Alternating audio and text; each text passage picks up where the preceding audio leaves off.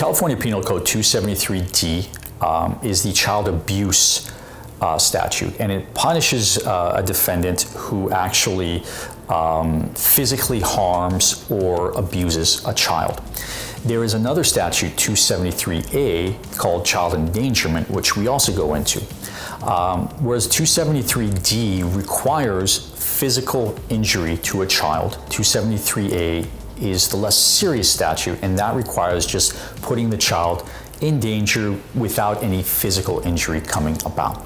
Thus, if you have a situation where a parent is fighting with the other one, their father and mother are getting into a physical altercation, and the altercation also, the child also gets hit. Maybe the child runs in front of the parents to try and stop it, and the child gets hit by a blow.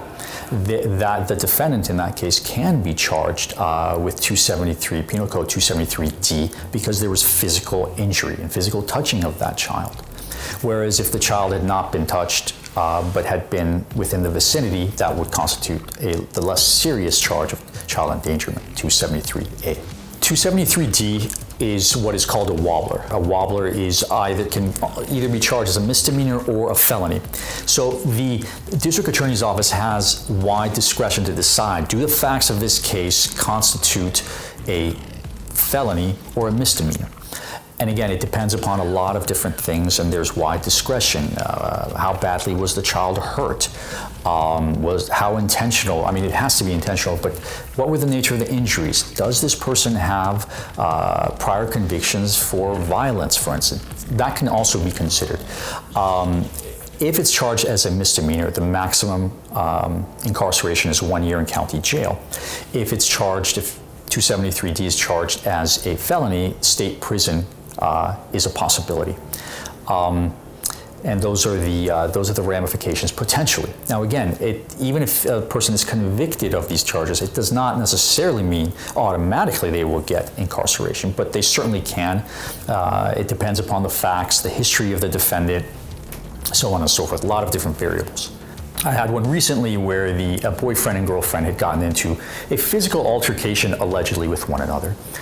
They also had a child, a 4-year-old son, who was alleged to have been injured in that altercation. The police and the prosecution were claiming that my client intentionally hit the child, grabbed him, threw him against the wall, and resulting in a nosebleed. Now, one of the key issues in most of these charges, especially including 273D, is intentionality. Was there an intent to injure or intent to act in a manner that can result in an injury? In this case, we were able to show that my client had not intentionally hit the child or even touched the child. He certainly did not pick him up and throw him against a wall, resulting in an injury.